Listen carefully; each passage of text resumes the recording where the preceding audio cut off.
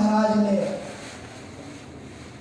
7 दिन श्रीमद् भागवतम कथा सुना और 7वें दिन तक्षक नाग उनको डसे, उसके पहले ही उन्होंने इस शरीर को त्याग करके भगवत धाम गए। जिस तरह हम सब इस बद्ध जीवों को ये भ्रम होता है कि हम भगवान को कैसे जाने, कैसे माने, किस छोटे से महामंत्र को कह करके, सुन करके या नाम ले करके हम भगवत धाम जाएं, ये हम सब की मति में ये भ्रम है। उसी तरह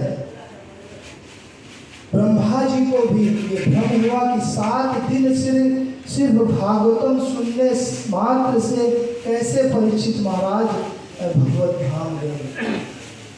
तो उन्होंने ब्रह्मलोक में एक तुला बनवाई, समस्त वेद शास्त्र पुराण उपनिषद तप तपस्या होम हवन का जो पुण्य था, एक जो हमारा तराजू होता है उसके दूसरे पलड़े में ये सारी तपस्याओं को रखा और एक तरफ से भागवत कथा का श्रवण करने का फल रखा। फिर भी वो सारे जो तप तपस्या थे वो ऊपर रहे और भागवतम कथा की जो श्रवण की महिमा थी वो भारी रही। यह देख करके सभी देवी देवता आश्चर्यचकित हो गए और परीक्षित महाराज को अमृत पिलाने के लिए उस गंगा नदी के किनारे आए और सुखदेव गोस्वामी से ये याचना किया कि परीक्षित महाराज को ये श्रीमद् अमृत पान करा दीजिए और जो हमें श्रीमद् भागवतम का जो फल है वो मुझको दे दीजिए। सुखदेव गोस्वामी ने कहा कि जितनी दूर तक मेरा ये पंडाल है इसके इर्द गिर्द आप लोग नहीं रहेंगे, यहाँ दिखाई नहीं देना। आप लोग श्रीमद् भागवतम की महिमा इतने छोटे से उसमें आप तोल रहे हैं।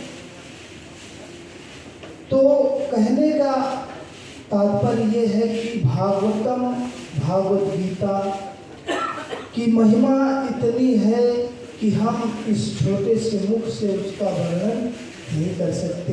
इसके लिए जब परीक्षित महाराज को सुखदेव गोस्वामी ने बहुत सारे यज्ञ हवन होम तपस्या त्याग ये सब सुना रहे थे, तो परीक्षित महाराज तो हम जैसे श्रोता नहीं थे, वो उच्च कोटि के वैष्णव थे। उन्होंने कहा कि इस तपस्या को कोई कर नहीं सकता, होम हवन कोई कर नहीं सकता। कलयुग में मनुष्य की आयु सबको मालूम है कितना आगे, अभी उसी श्लोक में आएगा। तो इसके पहले सुखदेव गोस्वामी ने बहुत साधन बताए। उसमें से 6ठे स्कंद के पहले अध्याय में 2-3 श्लोक बहुत सुंदर हैं, थोड़ा उनको हम कहते, क्योंकि उस श्लोक से हमें ये जानकारी हो सकती है कि हमें किस तरह से भागवतम और भगवान की महिमा और उनके श्रवण और अपने हृदय में विचार करने मात्र से हम सभी पापों से मुक्त हो सकते हैं। तो आइए हम लोग भागवतम के पहले अध्याय के